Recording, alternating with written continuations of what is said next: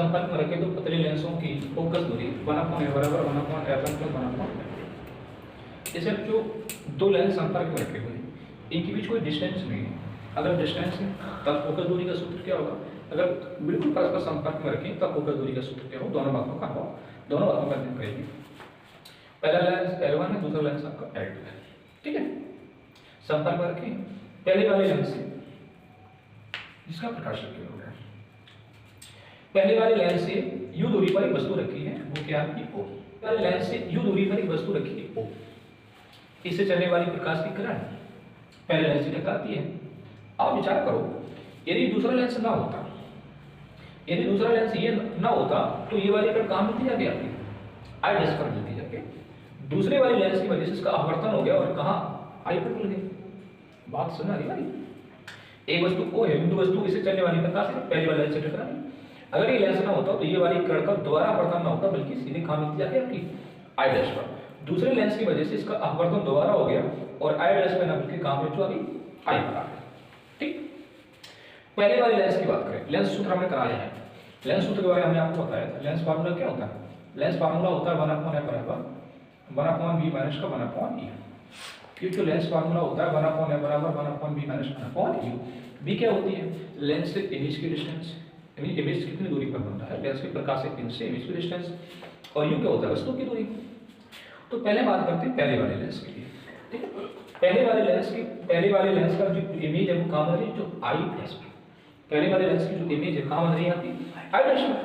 तो अगर हम लेंस L1 के लिए लिखें, थोड़ी इंपॉर्टेंट बात है, लेंस L1 के लिए ये फार्मूला लगाएंगे 1/f। तो इसकी फोकस दूरी कितनी? f1 है, तो ये मैंने लगा दिया 1/f1 बराबर 1/v। v क्या होती है? इमेज की डिस्टेंस। तो पहले वाले लेंस के लिए जो इमेज कहाँ बन रही है? आई डैश पर। तो यहाँ से डिस्टेंस इसकी कितनी है? v dash. तो v के स्थान पे क्या आएगा? v डैश आएगा। v डैश माइनस का 1/u। इस वाले लेंस से वस्तु की दूरी दिखी जाए तो कितनी u? तो 1/v डैश माइनस समीकरण 1 हो गया। ठीक है, अब बात कर रहे हैं लेंस L2 के लिए।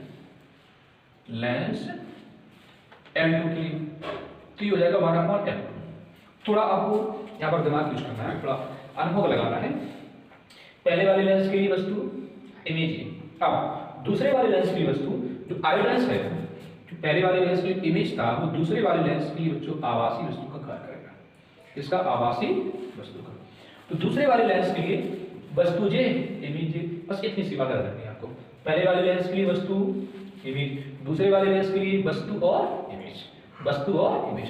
तो देखिए 1/v होता है, तो देखना ये वस्तु ये इमेज, तो इमेज से लेंस तक की दूरी v, तो v लिखो माइनस 1/u। अब u के स्थान पे क्या? v डैश होगा, क्योंकि जी वस्तु है, जी वस्तु है ना, तो ये डिस्टेंस कितनी? v डैश हो गया। ठीक, ये होगी आपकी v डैश, समीकरण नंबर 2। और बहुत पतले लेंस है, बहुत पतले लेंस है, परस्पर संपर्क में रखे हैं और दो जोड़ते हैं। समीकरण 1 अंक 2। एक क्या है आपका? एक है 1/f1, दूसरा क्या? 1/f2। तो जो हो जाएगा 1/v डैश, ये आपका हो जाएगा, ये हो जाएगा आपका 1/v डैश माइनस का 1/u प्लस 1/v माइनस का 1/v डैश। ये v डैश कट जाएगा, तो क्या आएगा? 1/f1 plus 1/f2। देखिए कितना मिला आपको? 1/v माइनस का 1/u।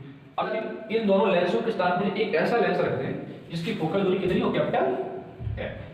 यदि इन दोनों लेंसों के स्थान पर एक ऐसा लेंस रखते हैं जिसकी फोकल दूरी कैपिटल F हो और वस्तु की दूरी u हो, और इस बड़े लेंस द्वारा जो इमेज बने वो v दूरी पर बने, तब सूत्र पता आपने ये वाला फार्मूला पढ़ा था।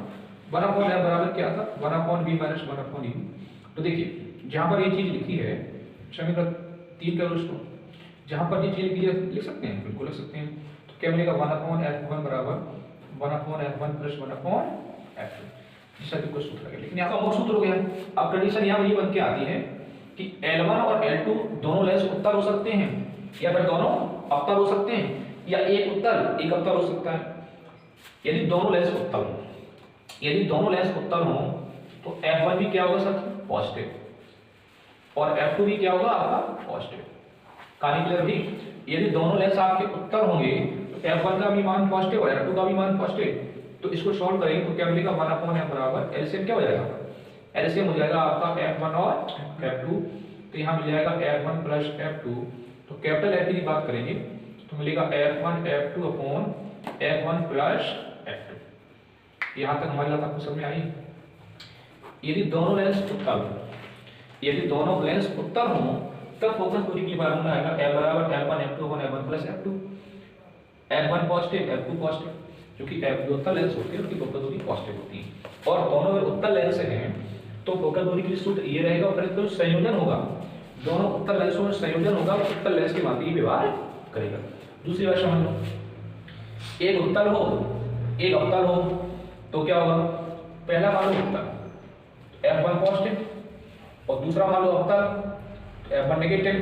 रखो इसमें इस वाले सूत्र में रखो तो मिलेगा 1/f बराबर 1/f1 माइनस का 1/, तो जो 1/f इसका एलसीएम होगा वो हो जाएगा f1 f2। तो यहाँ मिलेगा f2 माइनस f1। इसको सॉल्व करेंगे तो कैपिटल F बराबर मिलेगा f1 f2 upon f2 minus f1। देख सकते अगर एक उत्तल और एक अवतल है तब फोकस दूरी के लिए सूत्र ये आएगा। अब सवाल साहब यहाँ पर ये खड़ा हो जाता है कि एक उत्तल और एक अवतल लेंस लिया तो जो संयोजन है वो किस लेंस की भांति व्यवहार करेगा, जो संयोजन है वो किस लेंस की भांति व्यवहार करेगा। तो यहाँ पर तीन शर्तें बन जाती हैं। देखिए यदि f1 बड़ा है, f1 is greater than f2, f1 is greater than f2। देखिए f1 is greater than f2, यदि f1 का मान ज्यादा है तो जो होल वैल्यू है साथियों बताइए वो कैसे आएगी, f1 का मान ज्यादा कर दो f2 का कम करो तो वैल्यू नेगेटिव मिलेगी। तो जो वैल्यू आपको नेगेटिव मिलेगी, तो यदि वैल्यू नेगेटिव मिल रही है तो जो पूरा संयोजन है वो अवतल लेंस की भांति व्यवहार करेगा। ठीक है, अगर ऐसा हो जाए f1 is less than f2, देखिए f1 is greater than f2, अब f1 क्या है, छोटा है, f2 क्या है, ज्यादा है, तो होल वैल्यू कैसे आएगी, पॉजिटिव आएगी। तो होल वैल्यू पॉजिटिव आएगी तो फिर जो संयोजन होगा वो उत्तल लेंस की भांति व्यवहार करेगा। यदि दोनों बराबर हो जाए थोड़ी देर के लिए मान लो, ये मान लो f1 बराबर f2 हो जाए, f1 बराबर f2 हो जाए तो ये पूरी वैल्यू 0 हो जाएगी और 0 का भाग करोगे किसी संख्या में तो कितना आता है, अनंत आता है। अनंत आएगा तो समतल कांच की प्लेट की भांति फिर आपका ये व्यवहार करेगा। अब ऐसा कुछ चीज निकल के आती है कि देखिए पहले हमने दोनों उत्तल माने, पहले दोनों उत्तल माने तो फोकस दूरी चेंज की। ठीक, इसमें क्या किया हमने, एक को उत्तल और एक को अवतल, तो फोकस दूरी ये निकली। अब यहाँ सब क्वेश्चन ये बनता है जो हमने उत्तल माना है उसकी फोकस दूरी कम है की जाता है, ये भी क्वेश्चन बन सकता है। तो पहले लिया हमने f1 का मान ज्यादा, f1 का मान ज्यादा लिया, इसमें रख के देखा अगर f1 का मान ज्यादा तो वैल्यू नेगेटिव आ रही, तो जो पूरा संयोजन है वो अवतल लेंस की भांति व्यवहार करेगा। और दूसरी कंडीशन में क्या मानी हमने, f1 छोटा माना तो वैल्यू पॉजिटिव आ रही, तो पूरा संयोजन उत्तल लेंस की भांति व्यवहार करेगा। और f1 बराबर f2 तो अनंत आ रही, जब अनंत आ रही तो कांच की समतल प्लेट की भांति व्यवहार करेगा। अब क्या किया हमने, दोनों लेंसों को उत्तल मान लिया, जब दोनों लेंस अवतल हो जाएंगे तो f1 और f2 की फोकस दूरी नेगेटिव हो जाएगी, दोनों की नेगेटिव हो जाएगी। तो दोनों की नेगेटिव हो जाएगी, रख इसको देख लो सूत्र क्या निकाला था हमने, 1/f बराबर 1/f1 होता है तो माइनस का 1/f1, तो ये माइनस का 1/f2, इसको माइनस कॉमन कर लेंगे, कॉमन करेंगे साथ ही कॉमन करने के बाद इस फाइनल आपका सॉल्यूशन आएगा, ये आएगा f1 प्लस f2/f1 और f2। तो कैपिटल F की बात करेंगे तो माइनस का f1 f2 अपॉन कितना आएगा f1 प्लस f2। यदि दोनों उत्तल लेंस हैं, दोनों अवतल लेंस हैं तो संयोजन की फोकस दूरी नेगेटिव आ रही है, तो संयोजन भी अवतल लेंस की भांति